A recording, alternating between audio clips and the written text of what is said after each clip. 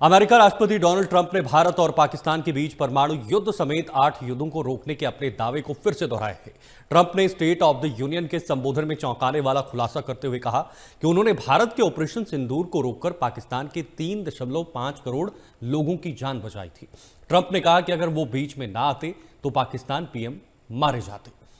तो देखिए, पाकिस्तान को लेकर यह बहुत बड़ा दावा अमेरिकन राष्ट्रपति डोनाल्ड ट्रंप की तरफ से किया गया है। डोनाल्ड ट्रंप के हालांकि बहुत सारे बयान इस संदर्भ में आ चुके हैं, भारत और पाकिस्तान के बीच को लेकर युद्ध रुकवाने का श्रेय, इसके साथ साथ भारत पाकिस्तान के बीच क्या हुआ, कई बार उन्होंने जेट्स को लेकर भी अपनी प्रतिक्रिया दी है। लेकिन आज जो बयान उन्होंने दिया है संसद के अंदर, आप ध्यान से इस खबर को सुनिए और देखिए कि यह बयान अमेरिकन राष्ट्रपति डोनाल्ड ट्रंप ने अमेरिका की संसद से दिया है। अमेरिका की संसद से यह बयान ऑन रिकॉर्ड बयान है और इस बयान के सीधे सीधे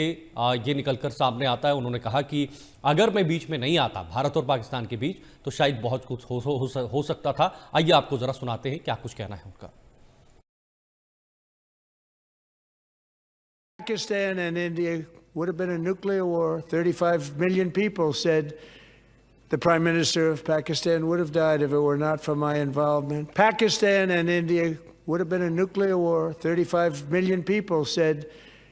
the Prime Minister of Pakistan would have died if it were not for my involvement. Pakistan and India would have been a nuclear war. 35 million people said the Prime Minister of Pakistan would have died if it were not for my involvement. Pakistan and India would have been a nuclear war. 35 million people said the Prime Minister of Pakistan.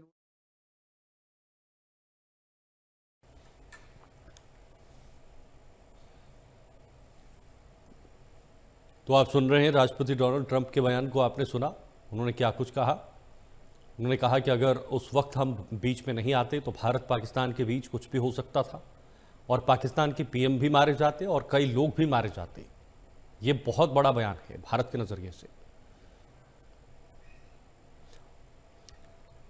Professor Manoj Kumar ji हैं हमारे साथ, विदेश मामलों के जानकार, इस वक्त हमारे साथ जुड़ चुके हैं। उनसे ही जानने की कोशिश करेंगे कि इस बयान के मायने और इस बयान के आगे के क्या संकेत हो सकते हैं, इस बयान के बाद किस तरह की जो चर्चाएं हैं वो छिड़ने वाली हैं, ये भी इनसे जानने की कोशिश करेंगे। बहुत बहुत स्वागत प्रोफेसर मनोज कुमार जी और बहुत बहुत शुक्रिया आपने समय दिया। सर,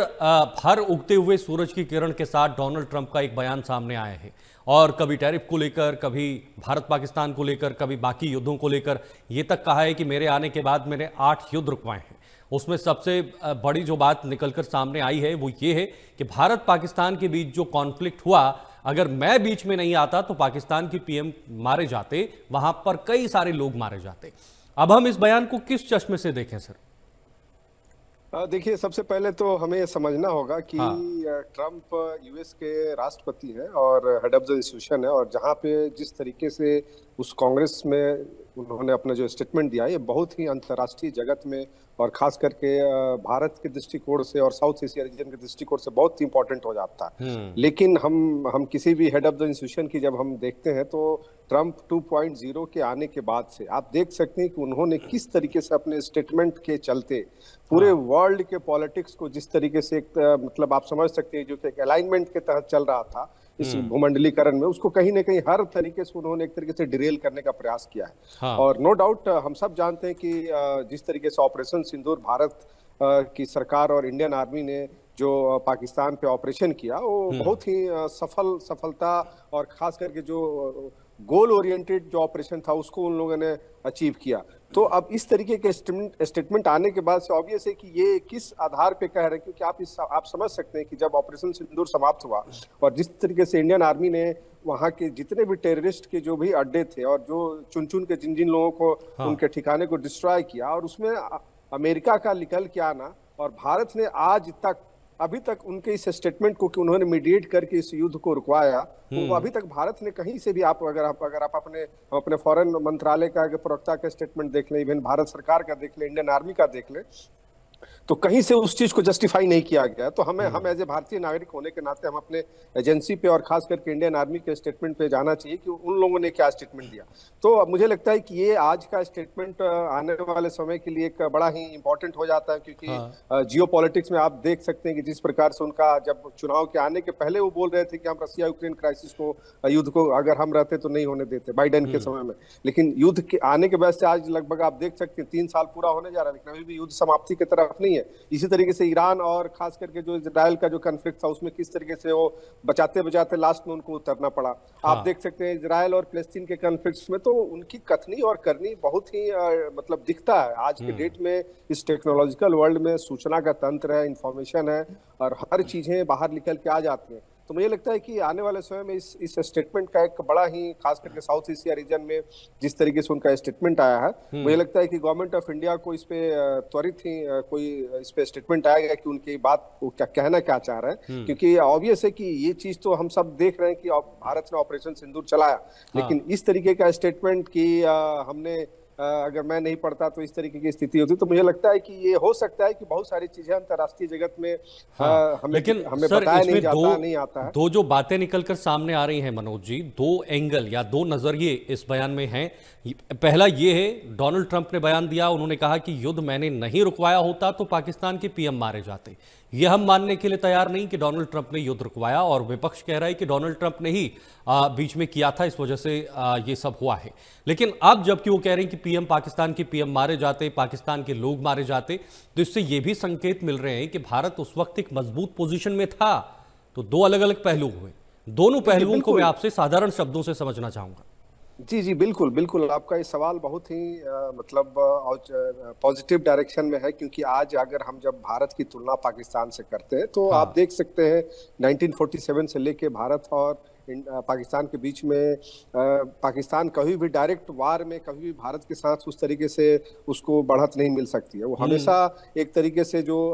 प्रॉक्सी वार को बढ़ावा देता है, लेकिन जब जब इंडिया ने भारत के साथ किया है, इतिहास रहा है, उस स्थिति में तो भारत ने हमेशा मजबूत बढ़त बना कर रखी है। लेकिन आज का ये जो स्टेटमेंट आ रहा है, ऑब्वियसली कहीं न कहीं इंडियन आर्मी के और भारतीय नेतृत्व को एक तरीके से दिखाया जा रहा है, क्योंकि इन्होंने इन सब सारी चीजों को बड़े ही मतलब युद्ध में आप समझ सकते हैं, जब 2 देश युद्ध में जाते हैं तो उसका इम्पैक्ट बहुत सारे लोगों पे पड़ता है। लेकिन भारत का हमेशा से ये मोटिव रहा है कि हम शांति के पक्षधर हैं। लेकिन अभी आप देख सकते हैं कि मोदी जी के आने के बाद से 2014 के बाद से इंडियन फॉरेन पॉलिसी का जो हमेशा हम जो डिफेंसिव मोड में होते थे वो हम एग्रेसिव मोड में आ चुके हैं, और हम अपने इंटरेस्ट को ध्यान में रखते हुए, और अभी आप समझ सकते हैं कि इंडिया पाकिस्तान ऑपरेशन सिंदूर जब हुआ तो उस समय ये कहा गया कि भारत में अगर किसी भी तरीके का अगर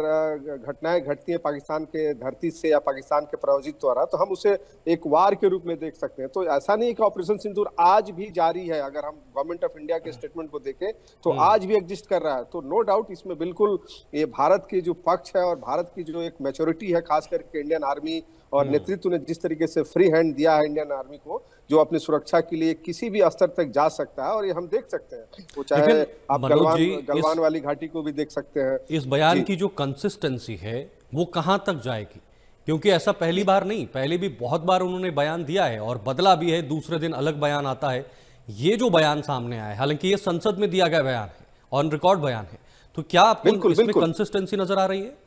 बिल्कुल बिल्कुल, देखिए एक चीज तो तय है कि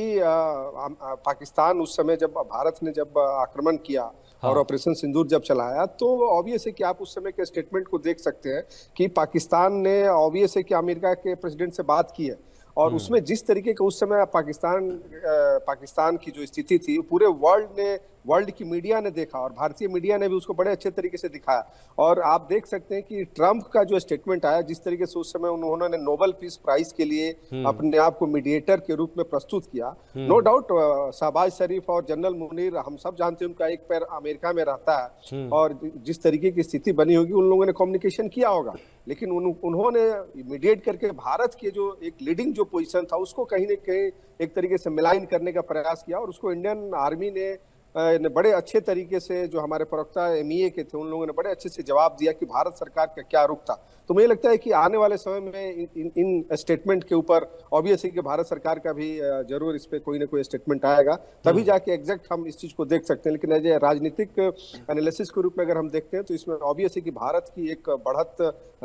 जो उस समय हम सब देख रहे थे और जिस तरीके से पूरे वर्ल्ड मीडिया ने कवरेज किया और भारतीय मीडिया ने भी जिस तरीके से उस ऑपरेशन को दिखाया, तो मुझे लगता है कि आज जो भारत उसी दिशा में आगे बढ़ते जा रहा है कि भारत ने जो कहा था, भारतीय नेतृत्व ने जो एक तरीके से जो स्टैंड लिया था पाकिस्तान के खिलाफ, वो स्टैंड एक तरीके से नेशनल इंटरेस्ट में और इंडियन आर्मी के पक्ष में अगर आप देखें, और खास करके 140 करोड़ की जो हम बात करते हैं सुरक्षा की बात करते हैं, तो भारत ने उसमें बहुत ही बढ़ चढ़ के इस तरीके को एग्जीक्यूट करने का सफल प्रयास किया था। अच्छा मनोज जी, इस बयान से पाकिस्तान पर मानसिक दबाव तो है ही है, राजनीतिक दबाव तो है ही है, लेकिन जो भारत में विपक्ष सवाल खड़े कर रहा था सरकार के सामने, उन सवालों को क्या जवाब दिया क्या है? क्या एक जस्टिफिकेशन है भारत के हित में?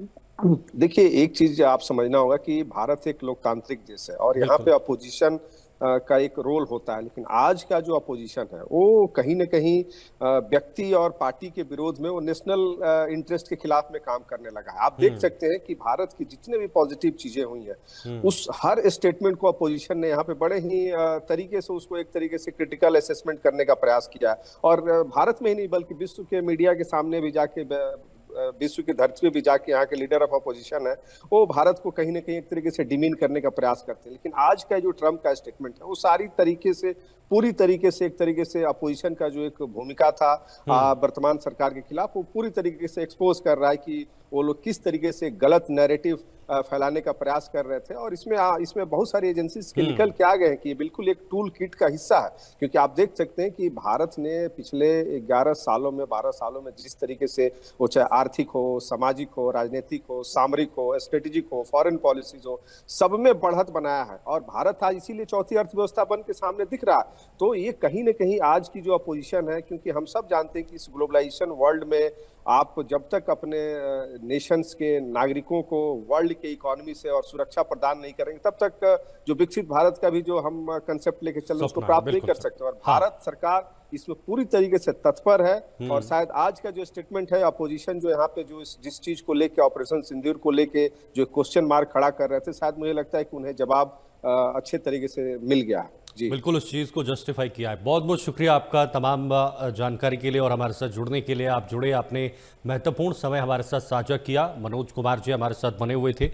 जो विदेश मामलों के जानकार भी हैं। उन्होंने बहुत गहराई से इन चीज़ों को आपके सामने संक्षेप से रखा है और बताया कि इस बयान के मायने और भारत को इसका कितना फ़ायदा हो सकता है, पाकिस्तान पर मानसिक दबाव कितना पड़ सकता है।